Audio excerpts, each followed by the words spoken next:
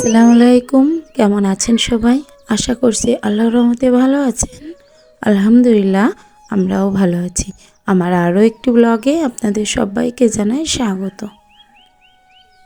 আজ সকালে রুটি করার তো মোটেও টাইম নাই, তো সে কারণে আটার দিয়ে একটু গোলা রুটি করব।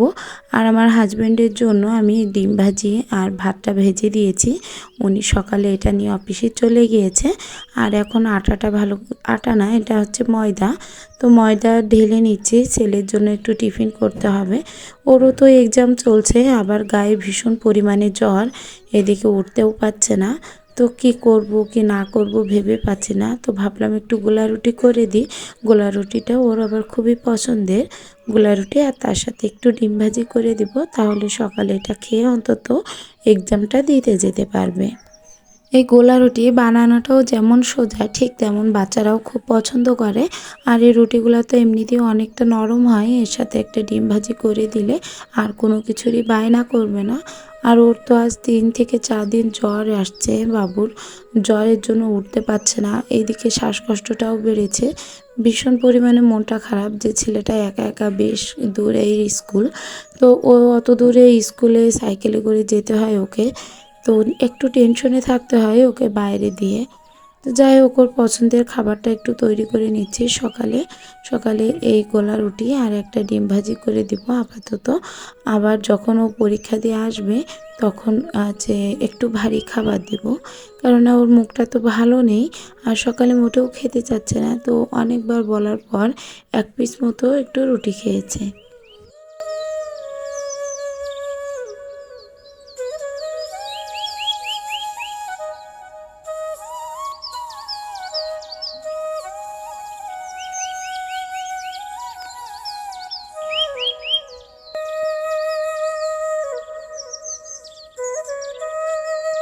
গোলা রুটিটা বানায় অনেকে রুটির মতো ফোলাতে পারে, কিন্তু আমি মোটেও পারি না। আমি তেল দিয়ে এভাবেই পরোটার মতো একটু ভেজে নিই। আর ফোলাতে গেলে হয়তো তল থেকে পুড়ে যাবে, নয়তো খুন্তির আগাটা বসে যাবে, কোনো রকমই পরোটা তো হবেই না। কি যেমন মানে একটা অন্য কিছু হয়ে যায়, পোড়া রুটি হয়ে যায়, আর পরোটা হয় না, আর এটা ফুলেও না রুটির মতো। আমি পারি না। অনেকে দেখি যে খুব সুন্দর করে এই জিনিসটা তৈরি করে, তো আমার হয় না। তো এই রুটিটা একটু ভালো করে ছেঁকে নিচ্ছি, ভালো করে ছেঁকে তারপর বাবুকে দেব। কেননা হালকা একটু নরম নরম থাকলেও আবার বলবে এত নরম। এই কারণে একটু শক্ত শক্ত মতো করব, মানে ভেজে নিব একটু কড়া করে। ভেজে নেওয়ার পর ওকে ডিম ভেজে দিয়ে দিব।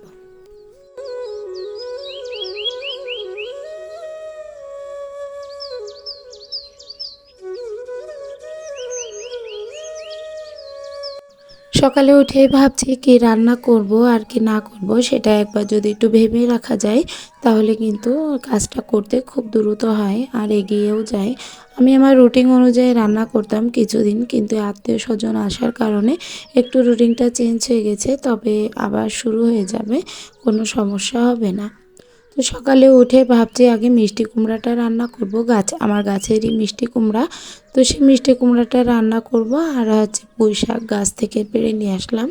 এখনকার এই পুঁই শাকের আগাগুলো কাটাটা মোটেও উচিত হয়নি আমার, কারণ এই পুঁই শাকের আগাগুলোতে প্রচুর পরিমাণে মেচড়ি ধরে আছে।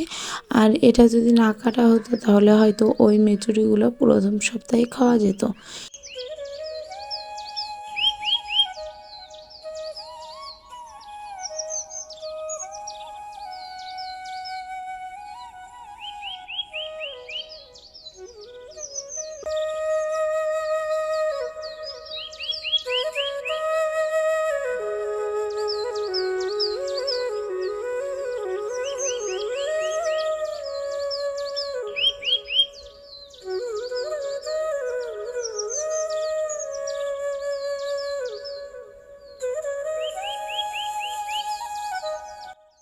তো পুঁইশাকটাও কেটে নিয়েছি, পুঁইশাক কেটে ভালো করে পরিষ্কার করে যেগুলো ময়লা ছিল সেগুলো ফেলে দিচ্ছি। এমনিতেও বা খুব একটা ময়লা নাই, কেননা এটা তো ছাদের উপরে, তার উপরও মাচা করে হয়েছে। তো সে কারণে শুধু উপরের উপরে যে হালকা ধোলাটা সেটা ছাড়া কিন্তু একদম কোনো ময়লা নেই। আর এই পুঁইশাকটা খেতে এত স্বাদ, কারণ এটাতে কোনো সার দেওয়া নেই, আর সার বাদেই পুঁইশাক মিষ্টি কুমড়ার তরকারি করব। তো এই দুইটা তরকারি আমার বাসার তরকারি, ছাদেই লাগিয়েছিলাম মিষ্টি কুমড়া গাছ আর পুঁইশাক গাছ। পুঁইশাক গাছটা এখনও আছে, মিষ্টি কুমড়া গাছটা একটু মরে গেছে। তো মিষ্টি কুমড়াটা কেটে এই বিচিগুলো আবার এইভাবে করে মেলে দিচ্ছে, এগুলো রোদ্রে দেব। রোদ্রে দেওয়ার পর এই বিচিগুলা যখন একটু শক্ত হয়ে যাবে তখন আবার কৌটা ভরে রেখে দিব। তাতে করে যেটা হবে যে পরবর্তীতে যখন আমি গাছ লাগাবো, বিচি সংরক্ষণের জন্য আমার খোঁজ করা লাগবে না। এই বিচিটা পুঁতে দিলেই আমার আবার গাছটা তৈরি হয়ে যাবে। তো মিষ্টি কুমড়াটা ভালো করে ধুয়ে নিচ্ছি, সিঙ্কের ভিতরে ধুয়ে পরিষ্কার করে তারপর রান্না করতে বসবো।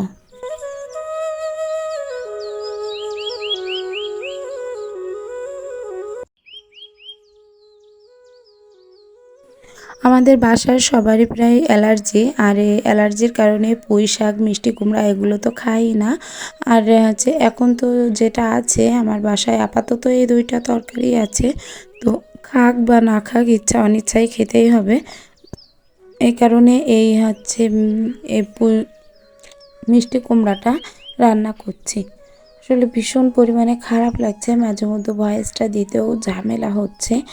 আর এখানে তো কালী পূজার প্রচণ্ড পরিমাণে মাইক বাজছে, চারিদিকে প্রচুর পরিমাণে হই হুল্লোড় হচ্ছে, যে কারণে যে আমি নিরিবিলি হয়ে ভয়েসটা দেব সেটাও কিন্তু হয়ে উঠছে না। যখন যেমনটা পাচ্ছি তখন তেমনভাবে একটু একটু করে ভয়েসটা দিতে হচ্ছে আমাকে। নয়তো এই যে বিটের আওয়াজ, এই আওয়াজে হয়তো আমার কণ্ঠ শোনা যাবে না, শুধুমাত্র মাইকের যে ঢুং ঢুং আওয়াজটা, সেই আওয়াজটাই শোনা যাবে।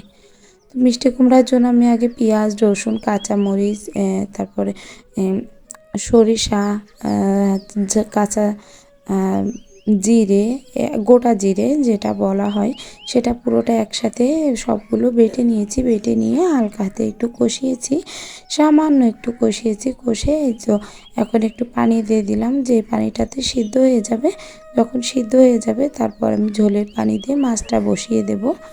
মাছটা বসিয়ে তারপরে যে পানিটা ফুটাচ্ছি।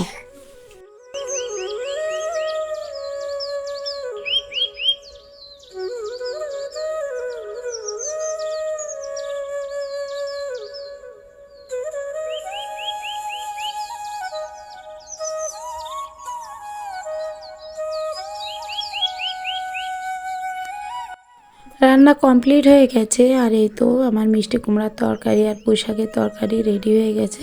সকালের খাবারটা এখনও খাওয়া হয়নি, এবার সকালের খাবারটা খেতে যাব। তো যাওয়ার আগে এই রান্নাঘরে যে যত জিনিসগুলো মেলানো রয়েছে সেগুলো আগে ভালো করে পরিষ্কার করে গুছিয়ে তারপরে খেতে বসবো। নয়তো যদি আগে থেকে খেতে বসি তো বারবার মনে হবে কেউ আসবে, আর বাসায় কেউ আসলে সেটা নোংরাটা তার চোখে পড়বে। তো তার আগে আমি পুরোটা গুছিয়ে নিয়ে তারপর দরকার হলে খেতে বসবো। সংসারটাকে আবার নতুন করে আস্তে আস্তে গোছাতে হচ্ছে। এত বছরের সংসার, তবুও এখন আবার নতুন করে একটা একটা করে জিনিস আমাকে কিনতে হবে। এতটা দিন, এতটা বছর ধরে আমি আমার হাজব্যান্ডকে বলেছি যে এটা নিব, এটা নিব। সংসারে যে জিনিসগুলো সেগুলো উনি কখনোই রাজি হয়নি বড় কিছু কিনে দিতে, অথবা যে কোনো জিনিস সংসারে যেগুলো লাগে সেগুলো দিতেও রাজি হয়নি।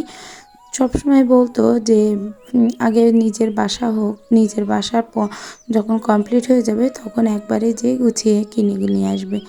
এখন এইটুকু কাজ বাকি আছে, আমরা যতটুকু নিয়ে থাকি তো সেই এরিয়াটুকুতে গোছাতে গেলে হবে না, কেননা জায়গাটা অনেকটাই অল্প।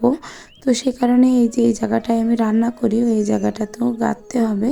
এই জায়গাটা গাঁথার পর যদি আস্তে আস্তে আমার স্বপ্নগুলো পূরণ করতে পারি। তো বাইরের অংশটা ঝাড়ঝুড় দিয়ে নিয়েছি, আবার সিঁড়ির নিচে যেই অংশ ছিল সেগুলোও ঝাড় দিয়ে নিয়েছি। নেওয়ার পর এখন একটু খেতে বসেছি। তো পুঁই শাক তরকারিটা সত্যি খুব সুন্দর হয়েছে, আর যে মাছটা দিয়ে রান্না করেছি এই মাছটাতে সত্যি দারুণ লাগছে খেতে, কেননা এটা খেতে কিছুটা ইলিশ মাছের মতোই লাগে। কম্পিউটারে যে আমার ভাইয়াও কম্পিউটার কিনে নিয়ে আসছে, তো ওর কম্পিউটার আবার এদিকে বাবুর কম্পিউটার, এই দুইটা একসাথে কম্পিউটার আছে রাখারও একটু ঝামেলা হয়ে যাচ্ছে। তো এই কিবোর্ডটাও নতুন কিনে আনা, তো এই কিবোর্ডটার ভিতরে ভালো করে গুছিয়ে আবার জিনিসগুলো ঢুকিয়ে রাখছি, নয়তো এপাশে যে পরিমাণে ময়লা, সে ময়লাগুলো সম্পূর্ণটা এই কিবোর্ডের ভিতরে চলে যাবে, আর এই নোংরাটা কিন্তু সহজে পরিষ্কার করা যায় না। তো আগে থেকেই সাবধান হওয়া উচিত। তো এই জায়গাটা ভালো করে নক করার চেষ্টা করছি, প্রথমে বুঝে উঠতে পারছিলাম না কিভাবে নকটা করতে হবে। পরে একটার পর একটা দিয়ে যখন চাপ দিই যে যা হয় হোক, তারপর দেখলাম না, এটা অ্যাডজাস্ট হয়ে যাচ্ছে।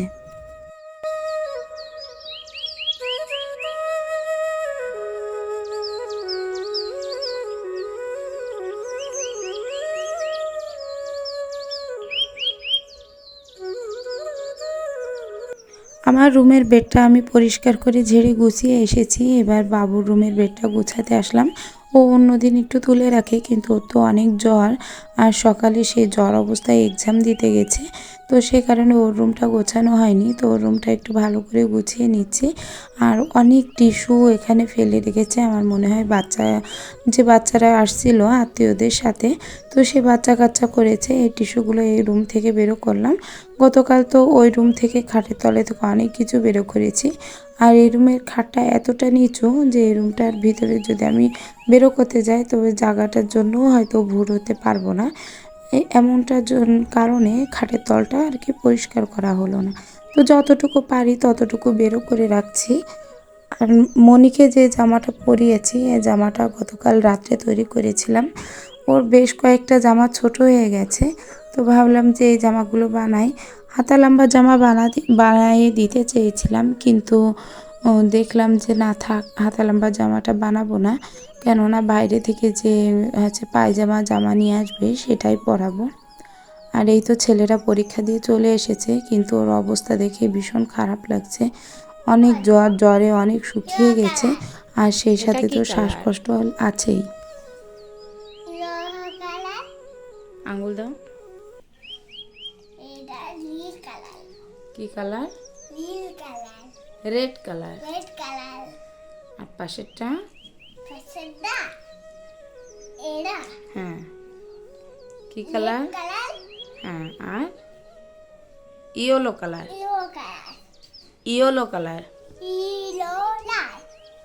Yellow colour. Yellow colour. মেয়েটাকে কোনটা কি কালার সেটা শেখাচ্ছিলাম, যে চকলেটের মাধ্যমে, যে কোনটা কি কালার একটু শেখো।